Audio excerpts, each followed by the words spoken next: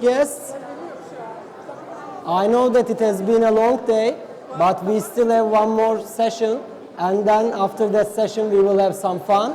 So please stay intact, and I will just, for the last panel, Scaling Impact Measurement and Management Roundtable, I'm going to call our distinguished guests to the platform, starting with Fabienne Michaux from UNDP SDG Impact Standards. Fabienne was here somewhere, I'm pretty sure. Then Chul Moon, a GSG trustee and distinguished academician. Mr. Chul, please, you can. Seçil Sayın Kutluca from the Capital Markets Board of Turkey. Hale Bıyıklı from Türkven Private Equity. Ceyda Özgün from Etkiyap. And Gonca Ongan from KUSİF. Please take a seat. Sizi şöyle şu tarafa alın. Fabienne, please, here.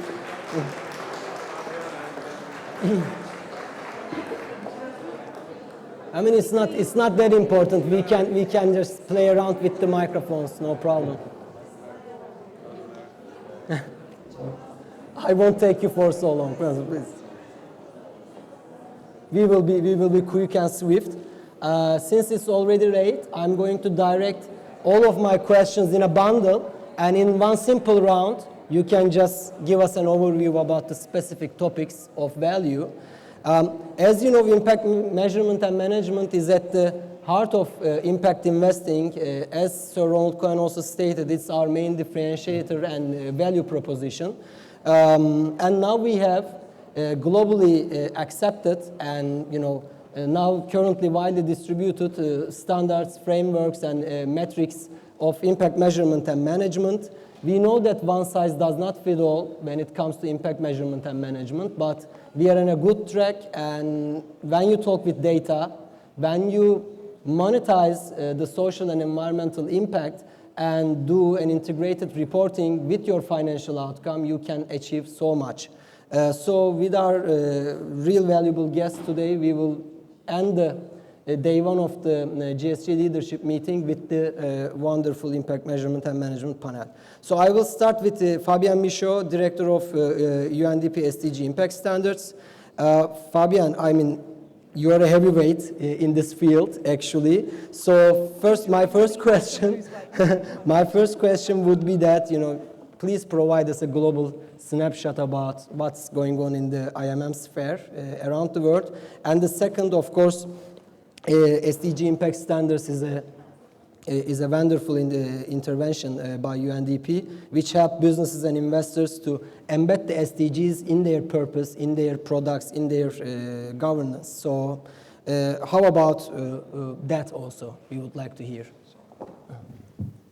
Thank you. Well, hello, everybody. Last cab off the rank before drinks, so we'll try and keep it short, and our impact is to help you get to the next session. So I think, why don't I just start with actually something you said there about one size doesn't fit all, and I think that's really important because the piece of the puzzle that we're trying to work on is the managing for impact and helping organisations make better decisions. And so much of the oxygen is being taken up by the reporting side of the equation, where a lot of it is about actually trying to drive comparability and consistency in reporting, which is important for reporting. But I think with decision making, it's really important that we create a toolkit where organisations can pick the things that work best for them so that they can make the best decisions and innovate and be creative. And that doesn't come from standardising everything down to a point where people can't have that creativity and flexibility in what they do. And that's really what we've tried to do with the standards. To the first question around what's happening, I think I really want to focus on how the context is shifting and what that that means for the future rather than looking back on what's happened in the last 12 months, because I think we're really at a point where we're at a sliding doors moment, and there's a lot of things happening in the next few months or to a year, which I think that I'd like to say this should be a rallying cry to find every source of energy to really come together and try and influence the agenda going forward and put impact measurement and management where it needs to be, front and centre in terms of purpose and driving decision making.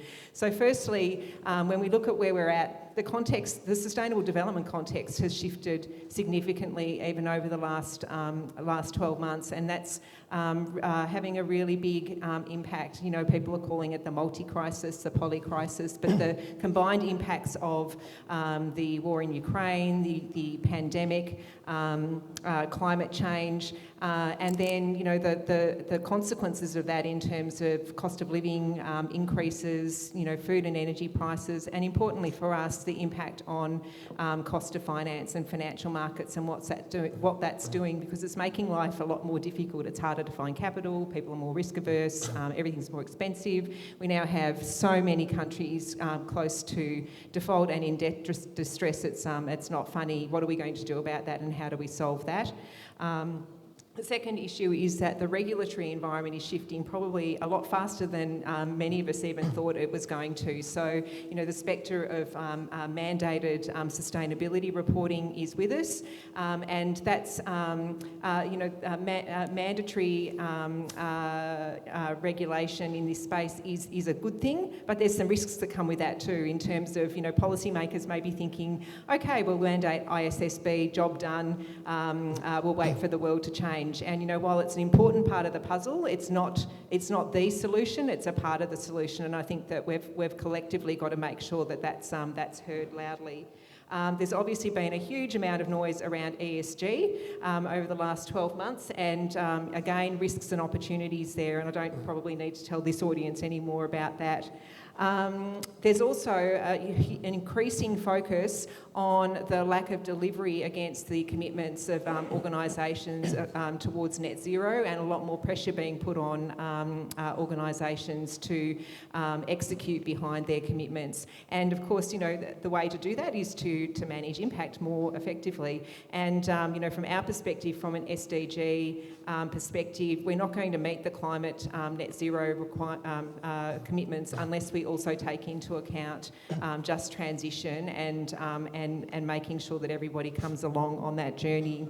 I think in the mainstream, what's interesting, and I was having this conversation with Rosemary the other night, there is a lot more visibility in the mainstream around impact. You know, it's not unusual to go to things now with people who you would not expect these words to come out of their mouth to say, we need to be thinking more about impacts on people and planet. Really? Well, I think we should all give ourselves a really big clap, because that language has come from this community. So, as I often say to Cliff, you know, yes, let's do that.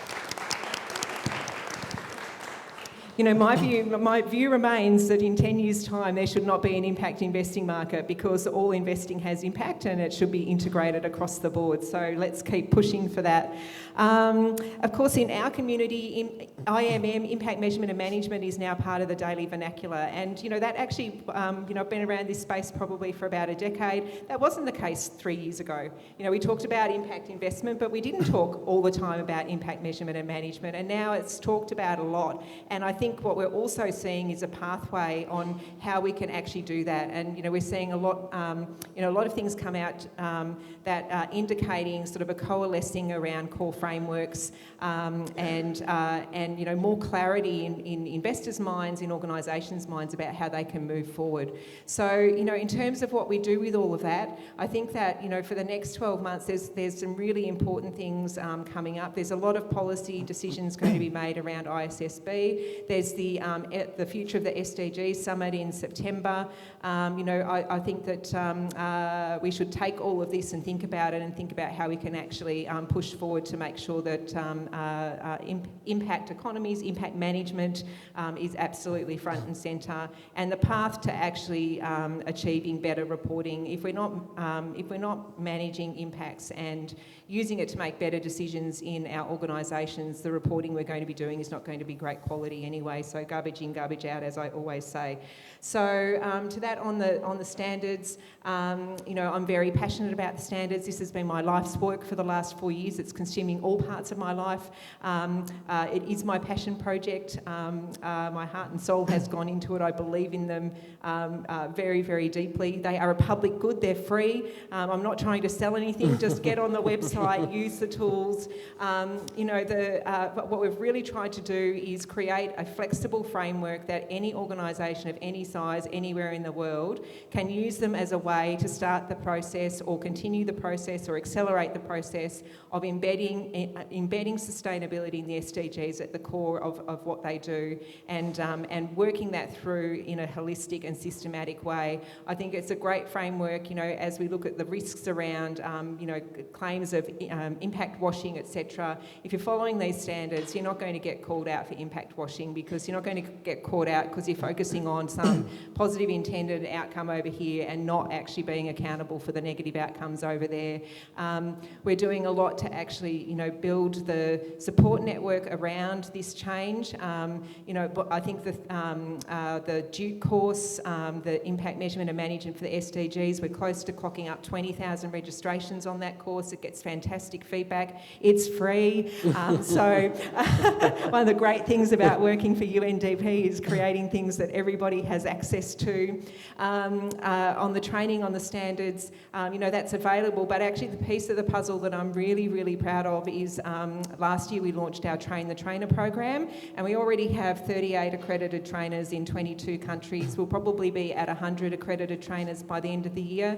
There's a few internal trainers, but actually our focus is on building the army in every market, in every sector, with people on the ground, and doing everything we can to support them to be successful and create demand and opportunities. And we were talking just before I came on the panel, I'm very devious and sneaky, because behind the scenes, it's not really about creating trainers for the standards. It's about getting all of those people who are trainers, who are usually also advisors and have practices around advising other companies on what to do to make that change across the board and really sell the virtues of this holistic and systematic approach. So I'll finish there. Yeah, thank you.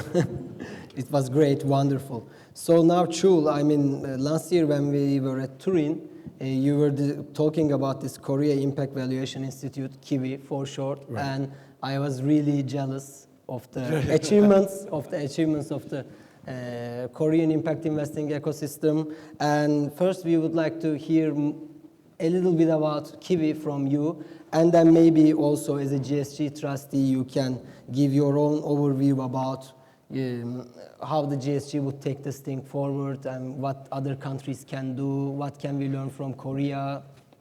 So, Yes. This is last session, and I want to be very brief, and I'll keep my promise. Now, I was a visiting scholar at Harvard Business School 2019 when Rani has made a very generous initiative and support for HBS to start working on impact-weighted accounts, as you are all aware of. And it's Rani is a serial innovator himself in terms of creating new concepts. You started with, first thing was about impact bond, social impact bonds. Then he moved on to wholesale fund, big society capital. Then he moved on to, enlarging it to global scale diffusion of impact investing concepts and practices. Now, I saw impact-weighted accounts is far more than what Rani has achieved so far, because as an innovation in our thinking, because as we all agree, for impact investing ecosystem to develop and become a mainstream, our only singular value addition may be the measurement part. We want impact investing to prosper because of our measuring capacities. But as we all know, measuring impact is very, very tough. And if you look at, social enterprises and cooperatives who have been working on impact measurement for so many years, but there are mixed results. And for that matter, I think what Ronnie has initiated, and I think he's getting, a very good initial successes so far, has been, very impactful. And I was amazed by the fact that as a scholar, just a small reminder that I'm a professor myself, also Korean NAP chair, and I was very intrigued by the fact that traditional accounting booking system, accounting system may be reaching its limit, because we still consider in our accounting system that human labor forces are considered as expenses, minus items from revenues, right? In order to calculate the income that is being generated by a company. But if you ask anybody in real world, do you treat your human resource as expenses? No, absolutely not. But does our accounting system correctly capture what human beings, human labors, and human resources are doing? Not in accounting standards as far as what we have. And Ronnie was telling me that we need to make a revolution about it, and I wholeheartedly accepted it as a visiting scholar there. And I've been very privileged to work with HBS as faculty members. Rob was here, and we are going to have a session tomorrow about this IWA. We are going to talk more in details. And I was fascinated by the fact that we can monetize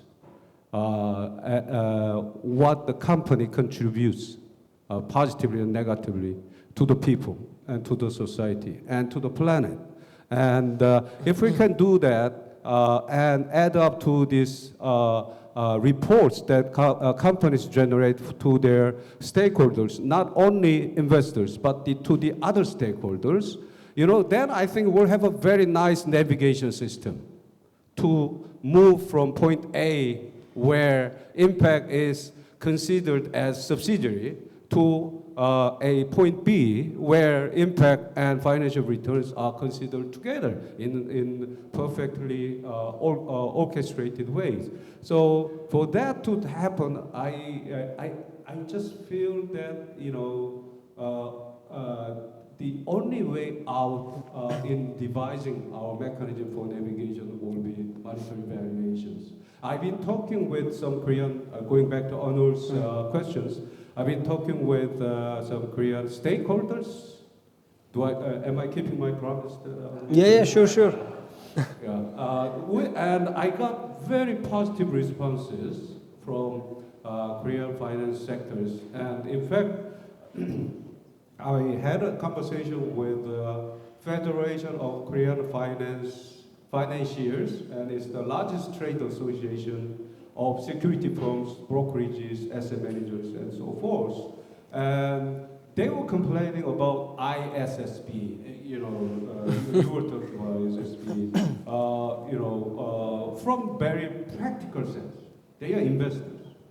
They like the idea of having harmonized global standardized metrics about carbon emissions and gender equality, whatever we want to include.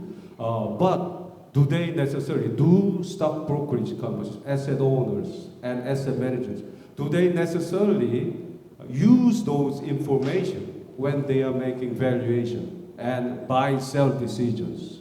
And their answer, as far as what Korean financials was saying to me, they don't necessarily use them directly.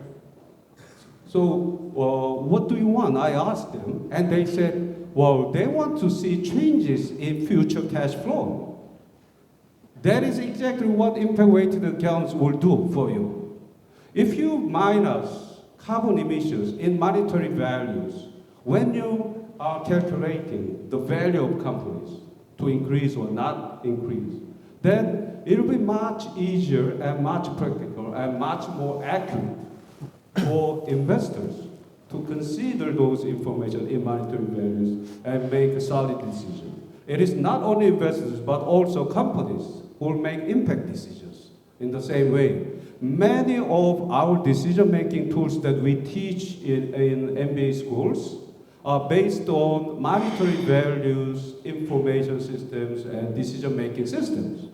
All of them are communicated in dollar units, right?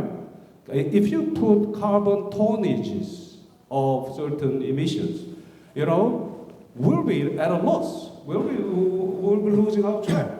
You know, why do we create that extra burden? You know, by taking all of us. Well, I'm not criticizing ISSB. I'm not criticizing US rules. I'm not criticizing the standardization efforts at all. But you know, at the end of the day, I think we will need a refined and a more advanced navigation system. And I think it will be monetary valuation based on impact-related accounts. I mean, it is an aircraft up and running and flying, and we need to all go in and build that aircraft better and better. I think it is not a finalized product yet. And as Rob would say, we all need to jump in and make efforts together to make it better. Thank you. Thanks a lot, Chul. Yeah. And now we are going to get the perspective of the Capital Markets Board of Turkey from Seçil Sayın Kutluca. And we are really proud with our Capital Markets Board because of the recent developments. For example, the sustainability reporting became mandatory for public listed companies, and you also issued last year guidelines for green and sustainable debt instruments, and you are really proceeding in this regard. And we would just like to learn about what's next and what is the strategy, what was the rationale behind in the first place for Capital Markets Board of Turkey to do so. Thank you very much, Onur Bey. First of all, I would like to thank GLM and the Impact Advisory Board, Impact Investing Advisory Board for making this important event possible for today. I would like to thank on behalf of Capital Markets Board and congratulate all the stakeholders. In regulatory speaking, Capital Markets Board as a securities markets regulator addresses Borsa Istanbul listed companies and the regulated institutions, namely collective investment institutions like portfolio management companies and investment institutions such as intermediary institutions. The CMP's sustainability transition, sustainability finance approaches, interventions have come on the corporate side, listed companies side so far. We have, as you have said, we have published a corporate sustainability reporting framework, principles on comply or explain basis in 2020, and then in 2022, a green and sustainability debt instruments, faith-based SKUK instruments framework for the companies. However, before these two major steps, meeting sustainability concept, environmental impact and social impact with the business world, actually, Capital Markets Board with the governance approaches, corporate governance principles, have introduced governance pillar of sustainability early in 2000s. And as you know, for a company performing on the environmental performance, sustainability, social performance side, there should be the governance structures in place to make such performances on the environment and social side, such as board competences, board diversity, stakeholder management. So these, in simpler forms, already listed companies in Turkey have developed capacities for sustainability transition. In Borsa Istanbul, we had sustainability indexes, corporate governance indexes. So listed companies, namely in Turkey, were already had some sustainability reporting practices in place before 2020, but still, the government, the regulator publishing a framework addressing the sustainability phrase had a very important impact on the corporate side, because it means that's a new concept, a new mindset for the companies, corporate sector. The government is concerned about data production on the environmental and impact, social impact of companies' operations. That's a totally new concept. Measuring it, producing data, reporting it is now in the sphere of public institutions. They were doing it already in their own paths. There were some multinationals, of course, full-fledged companies reporting. However, it's a strong signal to the Turkish corporate sector about sustainability reporting, although it was on comply or explain basis, but reporting is mandatory, whether you complied or explain. So that was the first sustainability-themed phrased step in Turkish business world by the public sector. Following that, in 2022, as you have said, we have introduced the ICMA-based guidelines for green bonds and sustainable bonds, and also SKUK for Turkish issuers. This is also very important because all this sustainability investing, ESG investing, impact investing, lays on the idea, develops on the idea that there is a project finance. It is exclusively based on projects which are producing environmental impact and social impact, but this has to be verified. This has to be measured, reported. So these are like bridging instruments, these financial instruments. It's the second important base of the sustainable finance approach, reporting, and then the financial innovative instruments. They are bringing together the business world through project finance exclusively on impact, environment and social side. So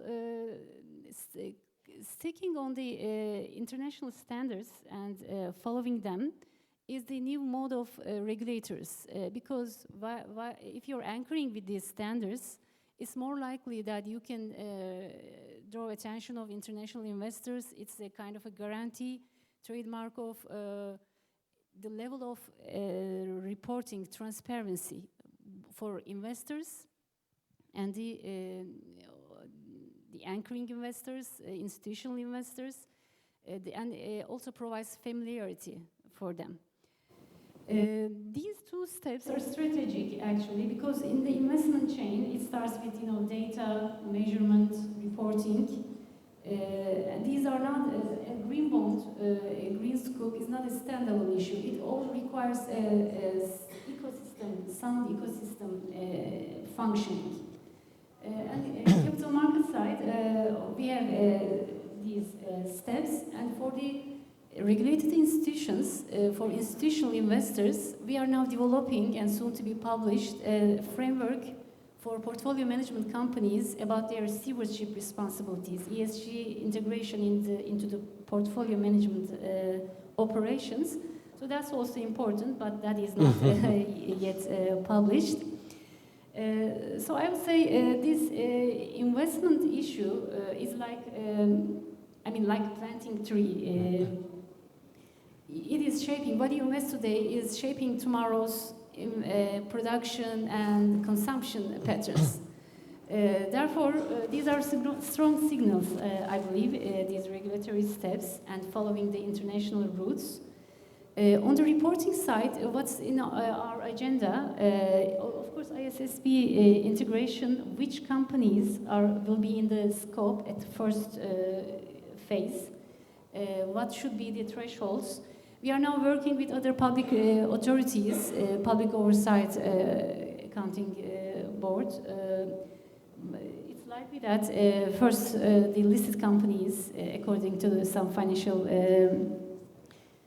indicators, will be in the pipeline.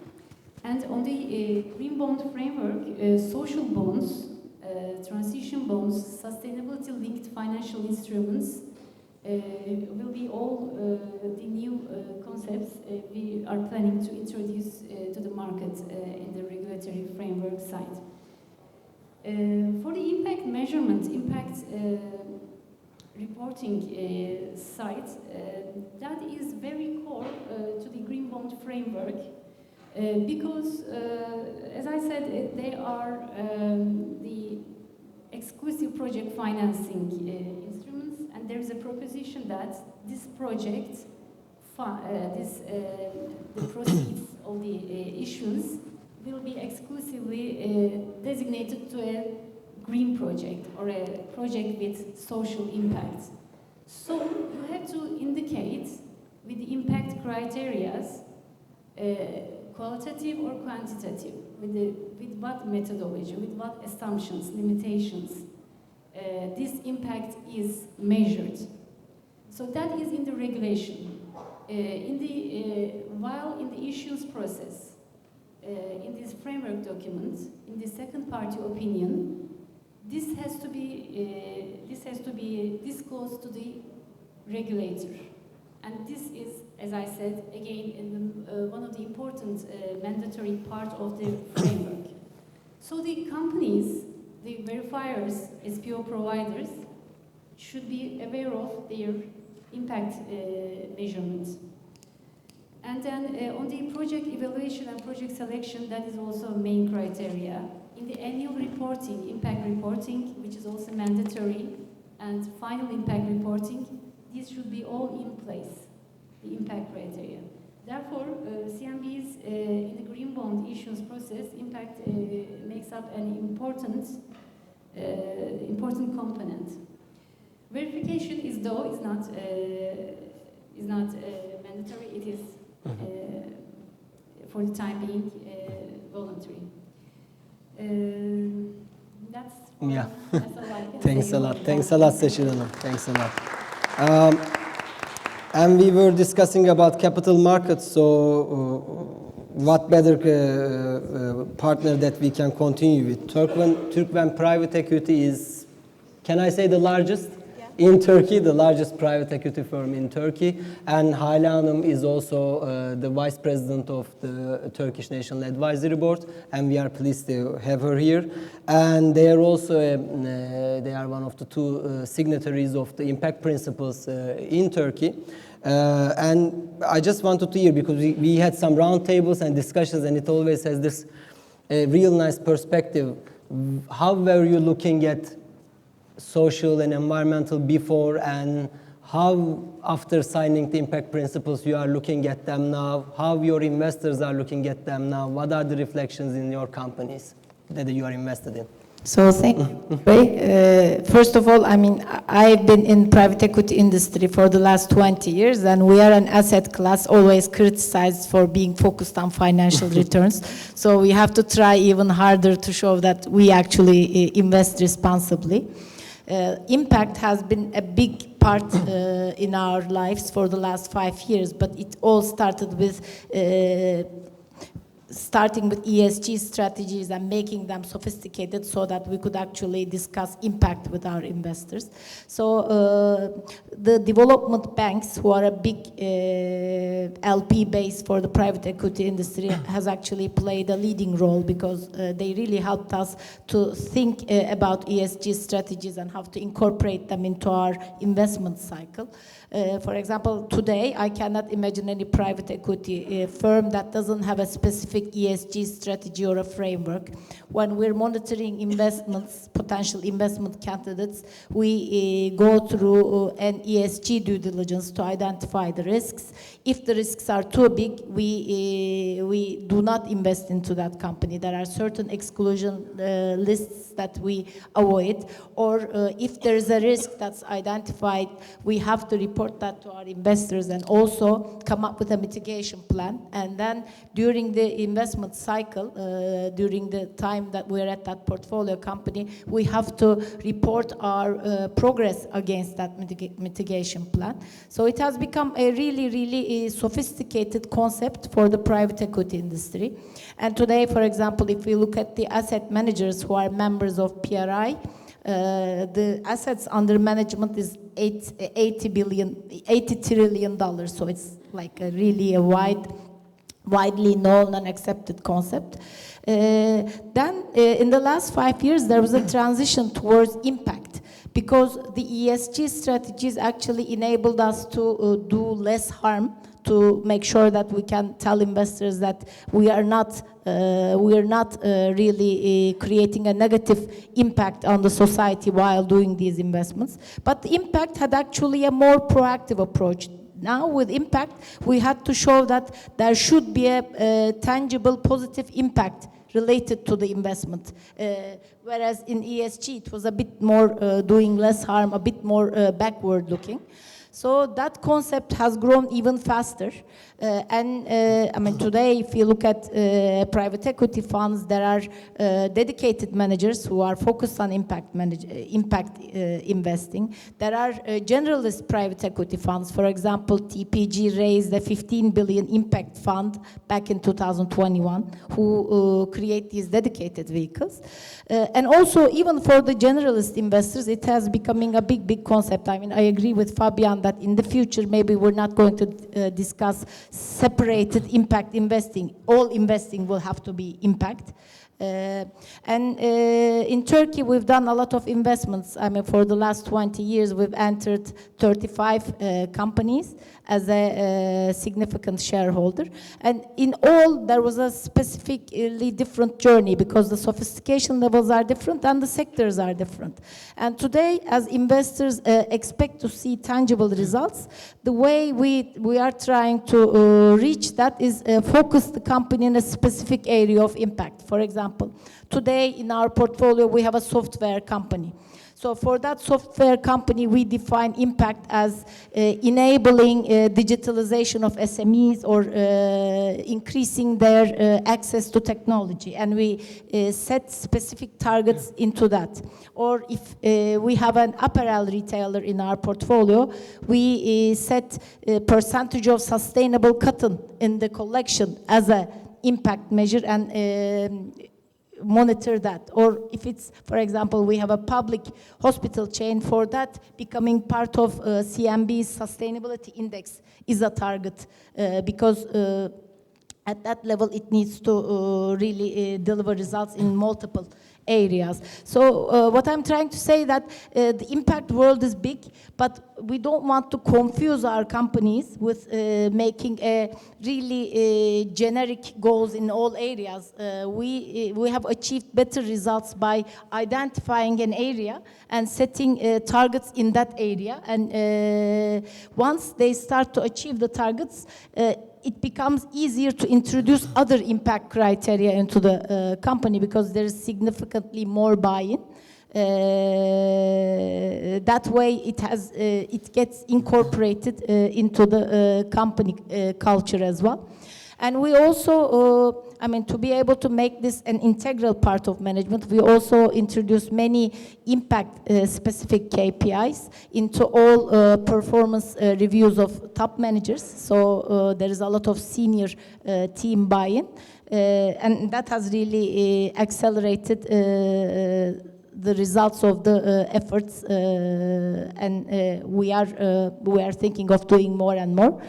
Being a signatory of IFC impact measures, it also created us to accelerate these efforts, because we had to commit to certain deliverables, and also have access to a bigger network and learn from the experiences of the others.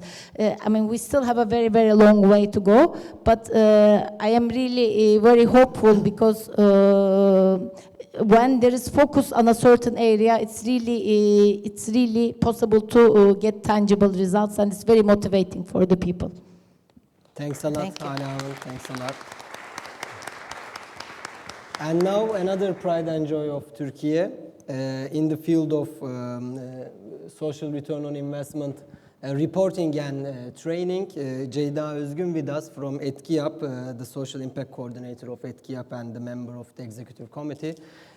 You have been behind so many wonderful SROI reports, you know, especially the one with Spor Istanbul, where you got this 1 to 101.5 times social impact performance. So, I mean, Can you just elaborate on what has been achieved so far, both at the training site and both at the reporting site, and what are the next steps for Turkey in this impact measurement and management sphere? Yeah, sure. Thank you. As ETKİAP, besides our impact measurement practices, and we also deliver trainings for individuals to become accredited practitioner of SROI. And we try to create a job market, because impact investing is thriving in Turkey right now. So it's important to contribute to creating job market for SROI accredited practitioners. Actually, what is this SROI? It is social accounting. I love social accounting because I failed in financial accounting. That's a reality. That's why I concentrated on social accounting. But it's not surprised that we are in an era that financial accounting is emerging with social accounting. It makes me really excited. Today, the price in the market determines the concept of value. However, the value is much broader concept than expressing it by just prices. Here, SROI analysis actually plays a great role in order to express value in a much broader concept. And still, it allows us to express the value in a common language, which is money. So it's very attractive to companies and NGOs. And that's the point our responsibility just starts, because we have to use it in proper way. We have to use it in ethical way. So as ETKİAP, that's why we insist on getting accreditation, getting assurance. That's the most important point. Otherwise, impact washing is inevitable. And impact washing will cause us to fall behind in achieving SDGs. That's why it's very important to use it in proper way. Yeah, thanks a lot, Ceyda Hanım. And we are going to wrap up with Gonca Ongan from Koç University's Social Impact Forum, KUSİF. And they have been the earliest comer, I guess, to the scene. We were alone, but at least in terms of scene. social value. And as a graduate of the university, I'm also proud of your work. And I will just quote and quote, you define yourself as a research and practice center on social impact aimed at fostering social innovation through research, education, and collaboration. So within this perspective, within this quotation, what have been your major interventions, and what about the next big news about the Social Value International Türkiye? So Okay. please. Thank you, Onur. It's a pleasure for me to be here. Like Onur said, it's our 10th anniversary actually for KUSİF, Koç University Social Impact Forum. And honestly, we were alone. But seeing this scene, you know, our not only the international ecosystem, but our national ecosystem grew so fast in the couple of years. I'm proud of ourselves. I mean, we are here as impact actors of Türkiye with you, with our international colleagues. Like KUSİF established in 2012, and we did a very thorough need analysis at that time. As Koç University is one of the leading research universities of Türkiye, we wanted to do something useful for the impact sector. And being an academic practitioners, we saw that, you know, with that need analysis, social impact actors in the field, they are not able to measure their social impact. At that time, we were talking about measurement, not the management. When we see the last 10 years now, measurement, management, maximizing impact, and now optimizing our impact. And first we started with NGOs, of course. These are the main driving social impact actors in the world. And now we started working with social entrepreneurs as an evolving social impact actors, not only in Turkey, but all around the world. And then we started working with the founders, because NGOs and the founders like chicken and eggs relationship. They both want to create social impact, but you know, the founder and fundees relations are a little bit awkward, and they are not being honest on the social impact creation to each other. And lastly, I mean, we started to work on the scene. We saw the business world. Responsible businesses came to us, trying to be part of our community, learn from us, and we learned from them. And it was a very nurturing period, I would say, for the last 10 years.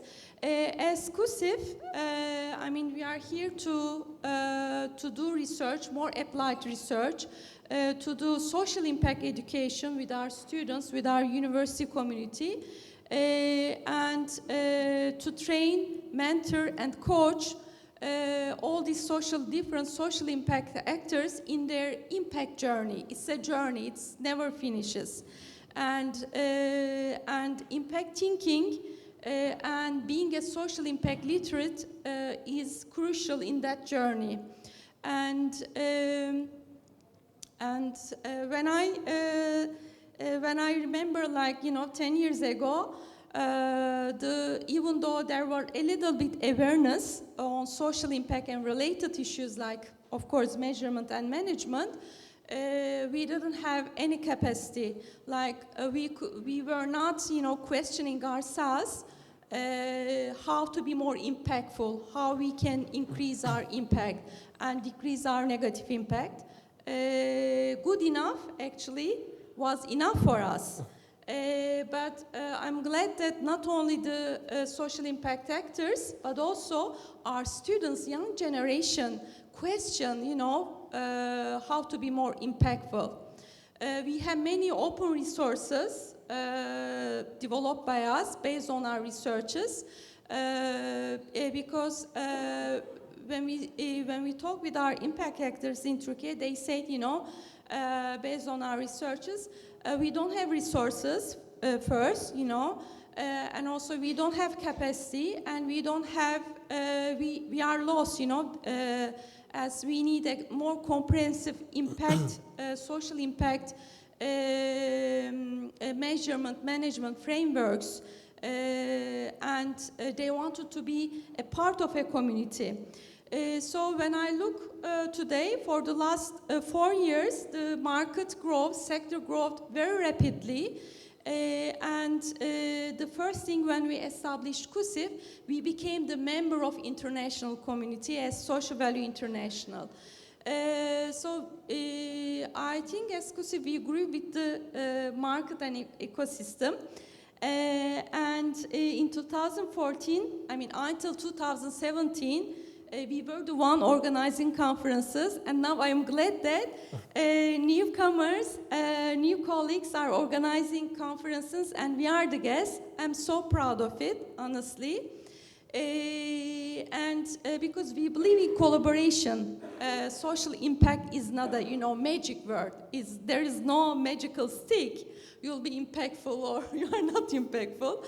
There are some principles. I mean, social value principles, universal principles. So we look for that. So collaboration is key. Being together is key. Learning together is key. So now we are proud that, you know, we are going to establish Social Value Türkiye, joint member of Social Value International. I see my colleagues here. founding members like Gülin, of course Shafak, Ayşe over there, dear Jada. We have been struggling for so many years being together.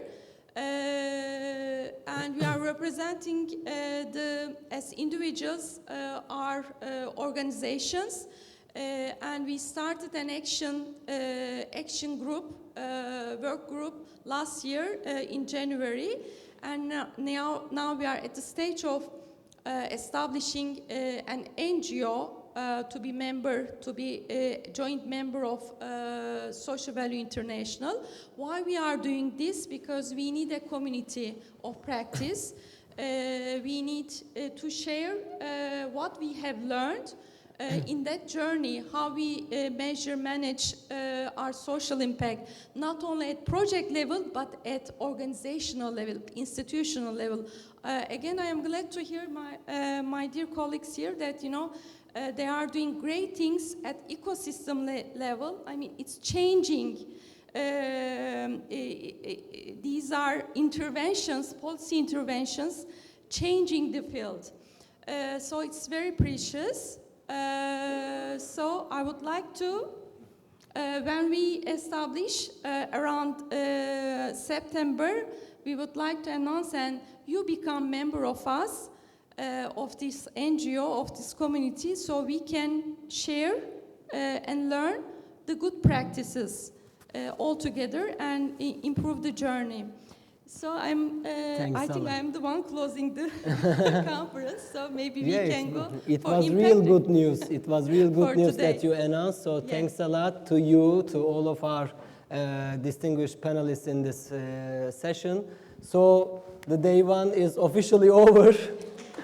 It has been rather tough, and we had so much to explain to you and so much to share to our panelists, with our panelists and with the other distinguished guests from morning onwards. And now we will go and enjoy a wonderful time together with you, our international stakeholders, and we are really grateful that you are here in Istanbul at this crucial time with us, where we have worked so much for almost 4 years in Türkiye to establish a well-functioning impact investing ecosystem. And as you have heard since the initial opening speeches, let it be from the investment office, let it be from the finance office, and the other distinguished panelists, including the impact measurement and management session that we had. There has been lots achieved so far, but we still have a long way to go. But at least as Türkiye, we believe that we found our place as a regional bridge nation and a regional hub where the impact investing action, let it be the impact entrepreneurship, let it be the capital markets and the financial sector, let it be the experts, the frameworks, the standards. We can just make this region from Balkans to MENA to the Turkic countries. We can enlarge the sphere of influence of impact investing here. Of course, with your support and help, both our local and international partners. This is our goal, and we cannot do it without you. We haven't been here without you, actually. So thanks a lot for joining us, and now it's time to have some fun. All right.